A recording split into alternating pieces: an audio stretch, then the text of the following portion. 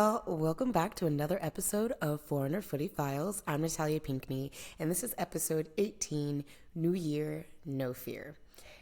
And we started a bit late in the year, but to be honest, I'm kind of glad how it worked out because January was absolutely hectic with traveling back from America to Germany and getting right into preseason and right back into work. Literally, like the day I landed, basically, I got right back into my schedule. But we starting back in Black History Month. We Black. Don't forget that. And then also yesterday, okay, I'm recording this on February 6th, but when this launches, it will not be yesterday. But yesterday, February 5th, was the anniversary of me launching the podcast. It was also the anniversary of me and my partner, 10 years together. So yeah, I like how the timing worked out. Sometimes things don't line up the way we plan them to. They line up how they're supposed to. So we are launching the first official episode in 2024 in February, Black History Month, around the same anniversary time as when we launched the podcast together. So we love milestones.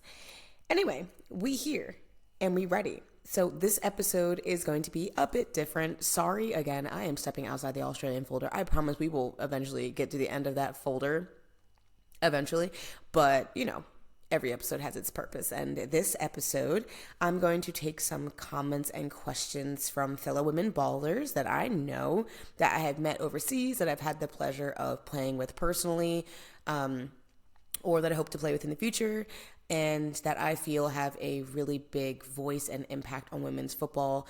And I just wanted to hear their opinions and their thoughts on some questions that I put out there for them. So we're also going to talk about New Year's resolutions and goals.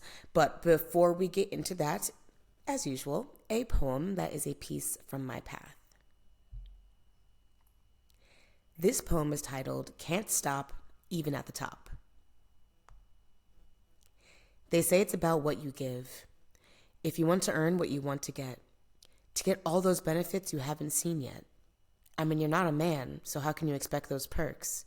Without a dick and balls, every demand sounds like chirps. 'Cause that's all we are to them, just little birds. Cute little beings screaming to be heard.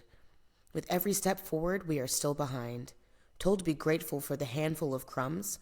But don't be fooled, we will never settle. For what in history has been changed without those who chose to meddle? So believe us or not, the sport needs us and we won't stop. Your sexism, judgment, and ignorance are a joke. But keeping us broke will only lead you to choke. On the words and empty promises you give, acting like we ain't worth the investments and spotlight in the biz. But there's more of us than you, and trust me, we will get what's to us is due. Alrighty.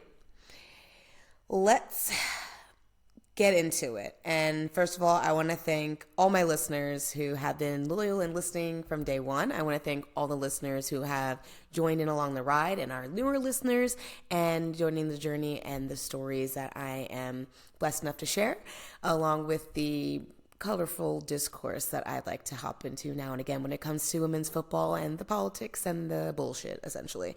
And also thank you for those of you who have continued to reach out to me and give me that grace and patience of the fact that I have missed my deadline a lot. I'm not going to lie. It is something that I really was hoping I could stick to. And it's interesting, when I started the podcast a year ago, I was just playing full time in Regionalliga. So not even in Bundesliga's fire. Bundesliga, I was playing in the third level of women's football here in Germany. And I was blessed enough to be able to get paid fully from my club, so I didn't have to work as well. And so the only job I had was football and the podcast. So the deadline was met, I would say, about 99.5% of the time. And now I'm playing in second league, higher level, and I'm also working essentially full-time. It's supposed to be part-time. I am very much working full-time. And I'm realizing just how hard it is to do this podcast and stay punctual with my deadlines, along with having those other two huge responsibilities that I've committed to in order to continue out my dreams. So I just want to thank everybody who has reached out to me and given me that grace and understanding, and also just expressing joy of the excitement of waiting to hear for the next episode, I have to say that that's something, this show hasn't reached its full potential yet. And I'm really hoping that I am able to continue to grow with this podcast and this project. But, even just the 2 or 3 people that have reached out and have expressed their joy and pleasure of listening to the podcast and what I have to say. And it just means a lot. So heartfelt thank you for the beginning of this new year and the first episode of the year. I'm eternally grateful for all my listeners. So thank you guys so much. Now, let's hop into some of my personal goals and intentions I have for the podcast and my career for this year. Some personal goals. I want to create more. And I was gifted so many art supplies for Christmas this year. And art, drawing, painting, I'll even throw playing the violin in there. Music is art. And those are things that I used to do for pure joy all the time growing up. And now they're things that I scrape to find time to do. And if I do have time to do them, I feel guilty for doing them rather than doing other responsibilities that I should be doing. So I want to get rid of that guilt of, endeavoring into my favorite pastimes and doing art and creating things and being free to do things that are outside of my jobs, which is football and working at a hotel. So that's one of my goals. I also want to be more vulnerable and ask for help. So that is something that I have always struggled with. Always. But I can especially say since I started this international journey, and I've been doing it, I would say about 95% of the time, I have done it on my own. I have done it alone. And so being self-sufficient, doing things by myself, having to rely on me has been very normal, but has also become very unhealthy and has caused me to struggle more than I need to, because I have burdened myself with something that a lot of foreigners, I'm sure, feel as well, of just feeling like I'm a burden, asking for things all the time, being needy, never 100% fully knowing what's going on, and just requiring assistance for so many things. When if you were home, there's a lot of adult things, even if I was in America, I would need support with, but playing overseas and needing support with so many other things, especially with language barriers, has just made me feel so needy and has made me feel as if I'm a burden. And I need to let go of that, because how I've spoken on many episodes is we have needs and rights that should be fulfilled in order for us to be able to reach the level that is expected of us as foreigners coming to these clubs and these teams and being expected to play at the highest level. And in order for me and for us to do those things, we require help. So I am going for the personal goal of just allowing myself to be a little bit more vulnerable and ask for support when I need it. Because I just don't. And then later when it comes up with a teammate or management or whatever, and I'm like, oh yeah, casually I struggled for about 2 months, and they're like, why didn't you just ask or tell somebody? And I'm like, meh, didn't want to be a bother. And they're like, dude, you're alone in another country, in another entire environment with a different language. Like, ask for help. So I'm blessed enough to be in an environment with teammates and friends that are actually asking me to ask them for help. So if you are blessed enough to be in those types of environments, take advantage, because sometimes, and in the past, I have been in environments where asking for help quite literally was considered to be irritating and was not freely offered. So yeah, take those moments and in stride. I also want to back myself more. I think that I've underestimated my ability and myself a lot on this journey. I have definitely downplayed myself, my talents, my strengths, all of it for the sake of kind of fitting in a box, I guess, or also just not trying to rock the boat, I guess you can say as well. But yeah, screw that. I've done some pretty incredible things, and I don't say that out loud enough. And I feel I've always worried about being so arrogant or cocky or in my own head. But I think, especially as a professional athlete, you have to find the balance between being a cocky asshole and just owning up to the fact that you are good at your craft. because if we weren't good at these things, we wouldn't be where we are. So I need to back myself more in the fact that I've done some pretty cool shit, and I'm going to continue to do some really cool things. So yeah, back myself. I'm going to keep it pushing. And by that, I mean, I am not going to dwell on things that are out of my control anymore. I'm still going to dwell on them for a hot second because, I mean, I'm still me. But I'm going to really work hard to just let go and work on the things that are in my control and things that are in the immediate realm of importance. Because I also think it's really easy to get caught up in the future problems, especially as a foreigner, when you feel like you're not very secure all the time and just wanting to know that the future is secure. So worrying about things that could, should, would happen, and then forgetting that the problems that you have currently still need to be addressed. So I'm going to keep it pushing and focus on the things that need to be focused on and let go of the things that are just not for me. Because not everything is for us that is presented in our face. And boundaries. Wrote this in all caps. I wrote it so capitalized and scary that I almost couldn't read the word boundaries. Boundaries. Yeah, I got to work on those. And that kind of speaks for itself. But yeah, personally, in terms of work, in terms of football, just really laying those lines of I think the fuck not. You know what I mean? So definitely doing that more in 2024. My goals for the podcast, I want to get back on my every 2 weeks deadline. And when I wrote that, I really meant it. And then when I started this episode, I was like, I'm not going to push myself to keep that, because at the moment, my current lifestyle and situation is not allowing me to be able to commit to that promise. And that's okay.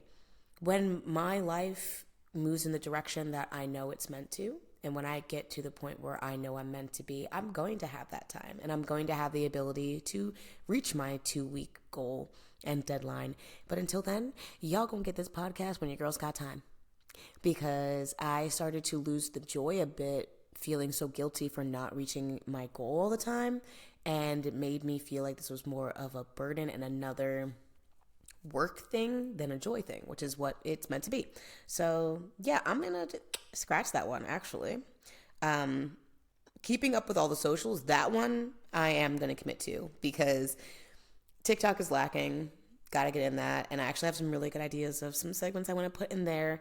The Instagram account, that goes hand in hand with posting about the episodes every 2 weeks, but also just in general of just like keeping you guys updated and keeping the engagement going. Maybe just like asking more questions on stories, getting you guys involved more, what you want to hear, what you're curious about, things like that.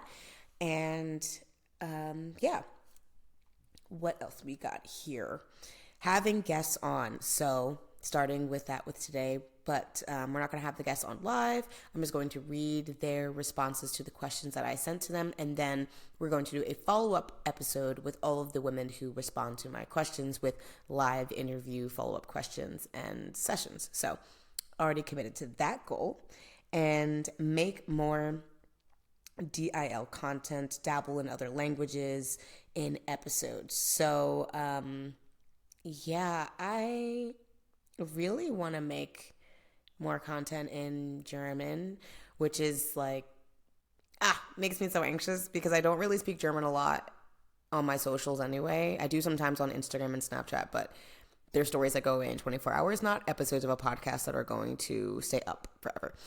So I'm going to gain more confidence with that, but also just want to have some of my teammates on. They have expressed interest of being involved with it. So be ready for some German speaking on the podcast sometime in the near future, for sure. For my career, as some of you know, I work in a hotel serving breakfast. I've done it before. Not in a hotel, in a cafe in Australia, Hot Shot. We've talked about that in the Australian folder. That place was dope, sick, amazing. I miss it. I love it. Ugh, love it. Right now, not loving it so much. I'm not going to lie. It is a paycheck. It is a means to doing what I got to do to be able to get where I want to be. It's a placeholder. It's not my future.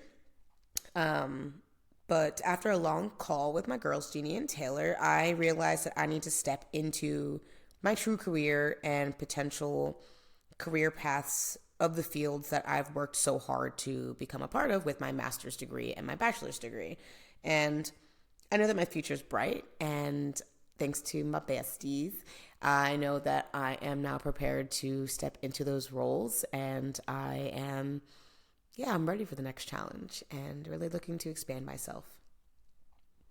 Alrighty, let's get into some of those questions and comments from the fellow women ballers. We've only got 4 this time. There's going to be more on the next episode, and then the following episode after that will be the interview episode, one-on-one live with the players who have answered the questions. So let's begin. For those of you who have been following the podcast from the beginning, you know my girl Soph. So Sophie Lindner, she and I met in the foosball combine that I did here in Germany last year in Saarbrücken. And shout out to Florian Simon. Hey, boo. We did the combine together, and we are going to be doing it again together in the future. So stay tuned for the news on that. But I met Soph in the combine. She's currently playing for Mainz and Fumpf in Mainz, Germany, which is close to Saarbrücken. We actually played against each other last year. Well, I played against the club. So she's playing for them right now. She is Austrian. She's a goalkeeper. And so if you want to know more about Soph, you're going to have to track back to the interview episodes with the Combine girls and give that a listen and a watch, because they're good episodes, but also you'll get to know her a bit more that way. Now, let's get into her responses. Now, the questions that I prompted these women with, give you some background of what they're answering to. I asked them what their winter break looked like, their personal and football goals for the season/new year, any questions/comments that they have in general about women's football, aka system change, international play, hopes for the sport, etc. So here are Soph's responses. Once the season was over, we had 2 more postseason games until we were able to get back home. I was home from mid-December until mid-January, almost exactly a month. My workout plan looked a bit different to the one from the field players, as she's a goalkeeper. We all had 2 weeks off to recharge physically and mentally, which was definitely much needed. And just want to say really quick, 2 weeks is not a lot of time, okay? But it is still very, very important. In those 2 weeks, I chilled and went to get massages in the gym of my personal athletic coach. After Christmas, my running program started, given by my goalkeeper coach, which consisted of 3 runs with each 6 kilometers at a set average pace. The second week, another 3 runs with a faster pace. My resume of this preseason is that I am the fittest I've ever been, and I'm able to give my all during field practices now. This is a huge difference compared to my last preseason when I was still playing Bundesliga in Austria. And for her personal goals. My personal goals for this season are definitely to grow even more as a person and player, keep gaining confidence, and to show up every practice. My football goals are to be starting 11 goalkeeper and to get as many minutes on the field as possible to help our team to promote to second Bundesliga. So thank you, Soph, for the contribution of your responses to the questions that I had. I just want to say I think it's awesome to hear a perspective from a goalkeeper when it comes to off-season, preseason, because I think most of the time when we think of those players, we think of field players, and goalkeepers, they do have a very different look of how they prepare for season. They have different levels of fitness standards that they have to go through. They have completely different trainings. Their bodies take a beating more than us in different ways. They're literally launching at the ground and getting shot at. So, having to get those massages and take those 2 weeks off is very, very important. And I just really like to hear a perspective from a goalkeeper a lot more often. And it's just nice to hear your goals, Soph, about being personal, but you can also even see in Soph's goals that they are also still reflecting on the greater good for the team as well. And that's a true team player, in my opinion. So thank you, Soph. I look forward to the one-on-one live interview that we will do together for the follow-up of this episode. Now, let's get into my girl, my little sister, my whole heart, my lifesaver last year in Saarbrücken, Lena Wind. So Lena Wind is, I could go on forever about her, but she is an amazing person, human being, little sister. ever. She is an amazing football player, and I am so glad that I got the pleasure to be able to play alongside her up top and to learn with her, to grow with her, and have my first year in Germany to meet her because, as I said, the girl saved my life in a lot of ways, but on and off the field, I can just say that Lena Wind, you're a real one. So let's get into her responses. Now, Lena, unfortunately, at the end of the season last year, it actually was starting like in the middle, but girl powered through a pretty bad foot injury and has been working on recovering from that injury ever since. So her answers look a little bit different because they involve rehab and, recovering. So just wanted to also get a perspective from a player that doesn't have the typical off-season, preseason experience of being completely healthy. I just think it's really good to get the perspective from all types of athletes, and athletes that are going through injury recovery also need to be heard from. So here are Lena's responses. Winter break was filled with rehab from an injured foot. A lot of solo training to get back on track. Otherwise, spent a lot of time with family and friends and going on adventures like skiing with my former teammate Marie, team captain as well of Saarbrücken, and going on family trips. She used the time to focus on her normal job and her schooling as well. Goals to coming back are being fucking stronger and making at least 10 goals and getting back on the starting 11. Specifically to get back on the starting 11 by April so that she can play against Elversberg, because if you know Lena Wind, you know she has a personal vendetta against Elversberg. Okay, that is just, you don't say that club name unless you're trying to get her blood pressure up. Okay, so that is another personal goal of hers, is to get back in the starting 11 to play against them in April and to come back and play without a lot of pain and score like she knows she can. So thank you, Lena, for your contribution. I look forward to our one-on-one interview as well. Now, for player number 3, we've got an amazing baller and former teammate of mine, Cristina Carrp. And I love Cree. I had to say, we met in Switzerland. We played together on FC Lugano, and she was one of the first people that really encouraged me to back myself and to believe in my abilities and my talent, and that I deserved to be playing top league in Switzerland. It was an interesting journey. I don't want to get into it too much because of the Swiss folders coming eventually, I swear. But Cree was one of those players that she's meant to lead. And she doesn't always get the credit that she deserves. But I just feel like she's one of those players that is there for the team no matter what. But she also knows what it means to put her damn foot down and speak up for herself and speak up for what's right, because girl is not shy about that stuff. She's on the quieter side, but don't get it twisted, okay? You will hear her mouth if it is necessary. And she was just always raising her voice when it needed to be heard, and was always in my ear to make sure that I was confident and that I believed in my goal. And we pushed each other on the field. We cheered each other up off the field. It was just really nice to have a friend that I'm still friends with. We still talk, and I'm really fortunate to still have that relationship with her and to watch her career. She is still playing in Switzerland, but she's now playing for young boys, and she is still doing her thing, still killing it. She also plays for the Romanian national team. Okay, we got a national team player out here, all right.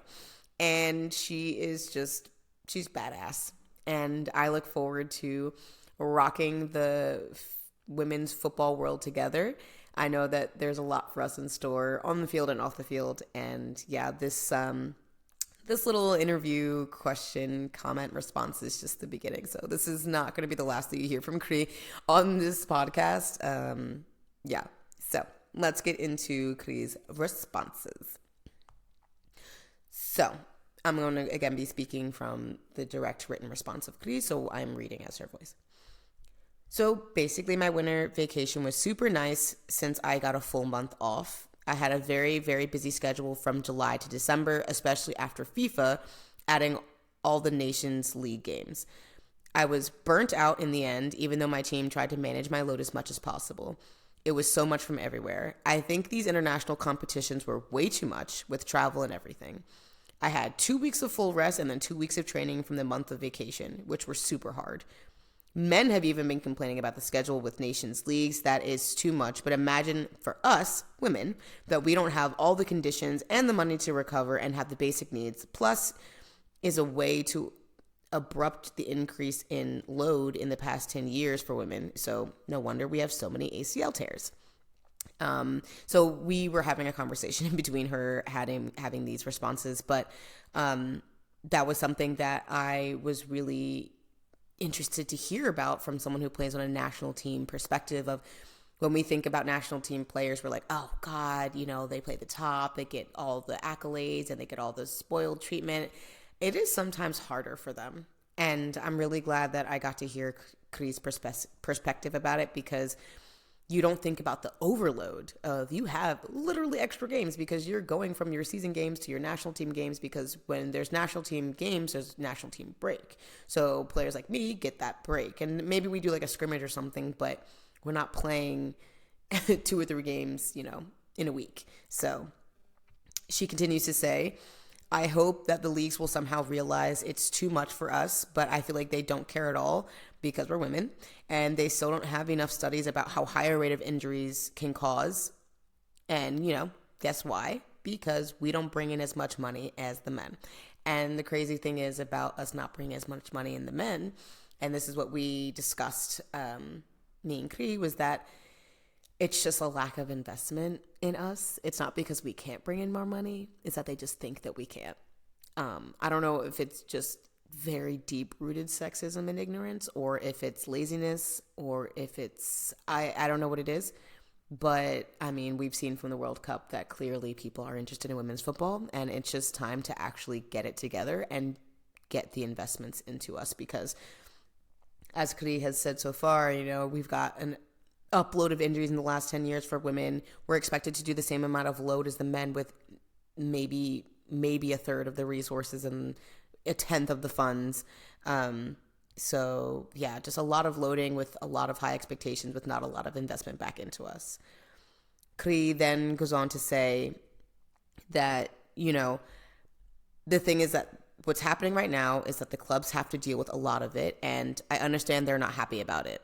They let you go and you come back absolutely dead. My teammates here have like 4 days off every FIFA date, and I come back exhausted with traveling to countries always and playing 2 games in 2 different countries. And for us is the worst because I have to play all these games, but it's not like I'm playing for Arsenal or Lyon and earning $10,000 a month. Actually, 10,000 euros a month. Let me change that. 10,000 euros a month because the currency matters. So yeah, thank you, Cri, for that comment back to the questions. I think your responses are a really unique perspective from the fact that players like me kind of have this different outlook on what it means to be a national team player, and the honor is huge, and being able to play for your national team is an amazing privilege. But at the same time, as a woman in that opportunity, we're being run ragged, ran dry. She is being expected to play in all these different countries, running around with almost no rest time, with absolutely nothing in terms of pay compared to what the men are getting, and still being expected to perform at the highest level. And it just doesn't make any sense. So yeah, Cri and I have definitely discussed that we are going to shake the world of football up and make some changes that are definitely needed, because you can hear from her response, she had a much needed break, but at the same time, her entire break was just playing catch up. It wasn't necessarily like an actual consistent rest. It was really her body just like fighting for its life to come back to some type of baseline, because while everybody else's winter break was literally just, chilling, maybe if you had some tight calves or a sore ankle or whatever, you're just like, all right, let me just chill out for a bit. But for her body was being pushed to the limit absolutely all the time, and the winter break was the first time she actually got to take a breath. So I'm just really happy for that perspective. Thank you so much, Cri. I look forward to our one-on-one live interview as well. I know that's going to probably get a bit heated, but definitely necessary to hear. So look forward to that. And now for my final featured player for this episode, I have Dina Orschmann. So sorry if I said your name wrong, Dina. But yes, Dina is German, and we actually met on the panel talk that I did in Berlin. I'm not sure if I talked about it on the podcast, actually. That was back in November. I went to Berlin for a live panel discussion, speaking about my panel specifically talking about women's football and the obstacles and the problems that we have in it. So very appropriate to meet discussing that topic, and then for her to end up featured on the podcast now. But Dina is incredible. We had really good discussions. She has an amazing career and a future in front of her. She is currently playing for FC Union Berlin. And she is, I believe, if I get this right, correct me if I'm wrong, Dina, but I believe she's also from Berlin. So she has now worked her way back to Berlin. She played for Potsdam when they were in the Bundesliga. I believe she went to Ireland. Also, correct me if I'm wrong on that country, but I believe she went to Ireland after that, got an injury, and then upon recovering from the injury, Berlin called her up and was like, hey, we want you home. Are you interested? And she was like, yeah. So she went back to Germany, and she's now playing for FC Union Berlin. She also wrote a book, because why not add to the badassery? She wrote a book for young female ballers on her impressions and answers for life in the sport of football. So, yeah, Dina's pretty dope, and I look forward to staying connected with Dina and, you know, seeing where the future takes us in terms of football and our friendship, and working on bringing light to women's football and what our experiences are like as professional women's players, because she also has played full-time as a professional player and worked in a hotel as well. And this is when she was in Bundesliga. So putting that into perspective, go check out her book. I'm so sorry, I forget the name of the book. I did not write it down. I'm an idiot. But go to her Instagram page and look up her book. She's incredible. Now, let's get into her responses. I am also reading from Dina's perspective as she wrote her answers to me. To me, goal setting around Christmas is only soccer-wise. Personally, I reset monthly or any other month depending on the size of my goals. So with Union, our goal is to get to the second Bundesliga. It's very clear, and it's just hard to find goals which are absolutely only in my power. Do your best is essentially what usually it is. Often as an individual player, you try to reach the goals that the team set, but with that, you can make yourself unnecessary pressure and you can fail, even if you gave everything that you could. Some topics on her mind that are currently in her mind. The many, many ACL injuries and why there's no solution to that already, which, you know, mirrors something that Cri brought up as well. So as you can see, it's a concern for a lot of women players. And we discussed lately why women often have lower self-esteem, which is very interesting for the sport world, especially with football, because most football players that are professional, typically the men are super cocky, which, like, you're a professional in your sport, you should be cocky to a sense. Be humble, but also, I mean, you're a professional sports player. You should be confident and you should be able to flaunt that, you know? But women, we don't really got that as much. And I know there's deeper layers to it, which I'm sure me and Dina will get into when we have our follow-up interview. So I'll save that for that.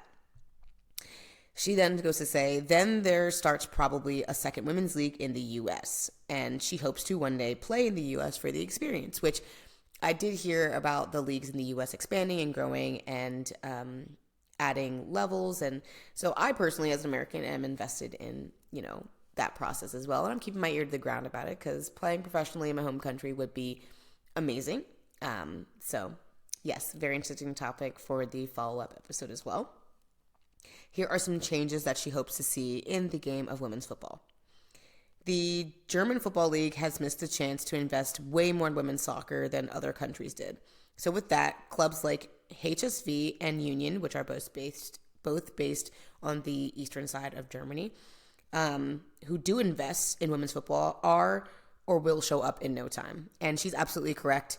HSV, they beat Victoria Berlin in the relegation game to go from Regionalliga to Bundesliga 5. So HSV is currently in my league of second league, and they're kicking ass. They're doing really good. And it's crazy because they're top of the table. I'm not sure if they're in first place. I have to double check. But to go from third league last season, winning your relegation game, coming directly up to second league, and being top of the table, just being in top three in general, is absolutely insane.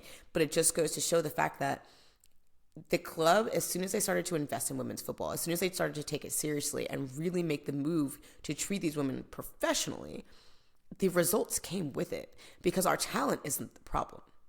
It's our circumstances. It's our environment. And HSV and Union Berlin have definitely seen that. And Union Berlin is the biggest club in Berlin for football for both men and women. And they treat their women just as professionally as their men. I mean, if you go to their Instagram page, it is insanely beautifully done. And it gives off professional vibes. And it is just the epitome of what it means to invest in your team and get back what you're putting in.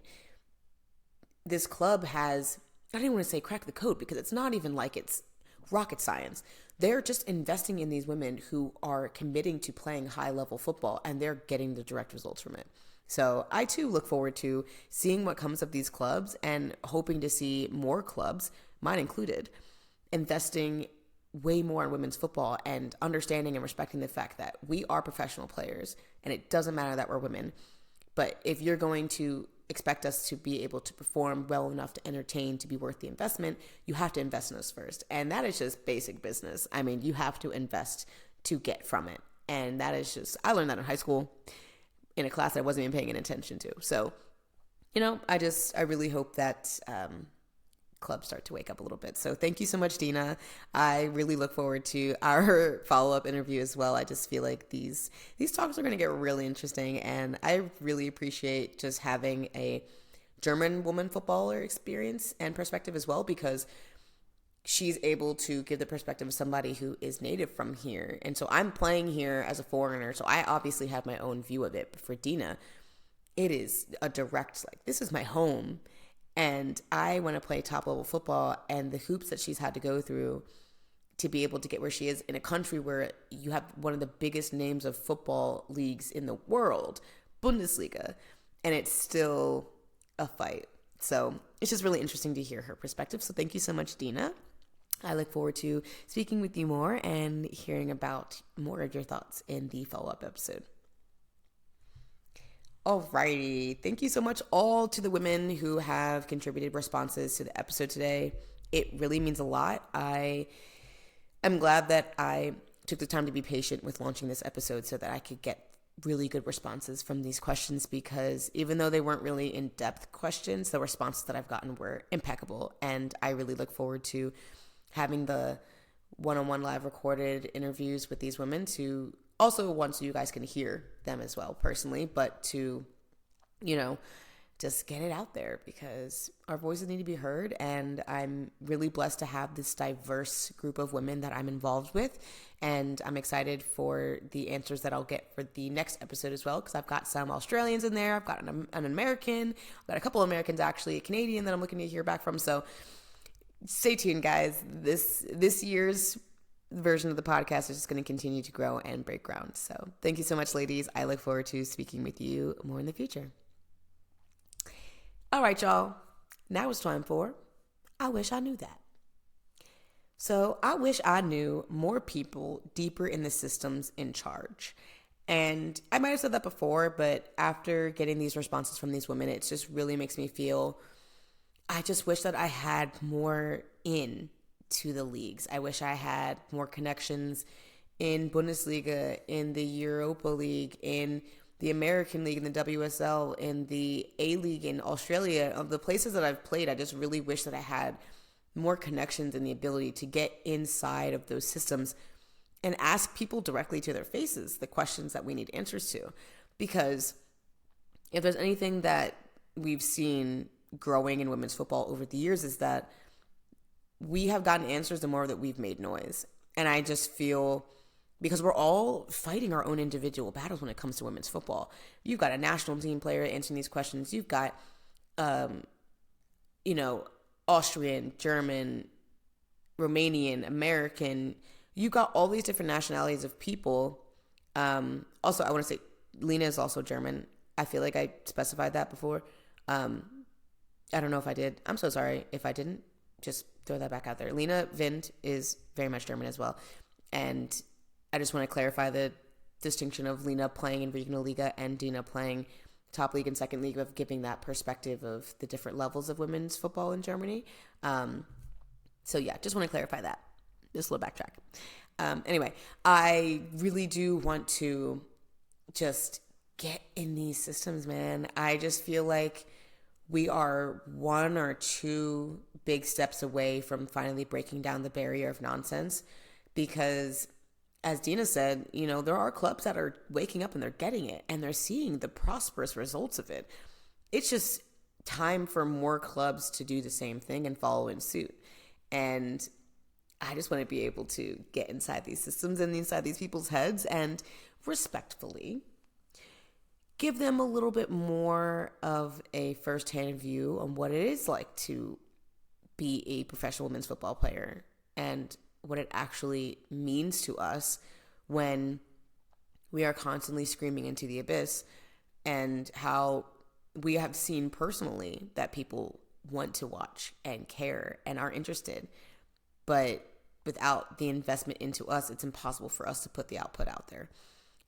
Not impossible. There's plenty of women's teams who are successful who don't get the support that they deserve, but it's a struggle. It's exhausting, and there's no reason for us to be exhausted. Point blank. All right, now trust me on this one.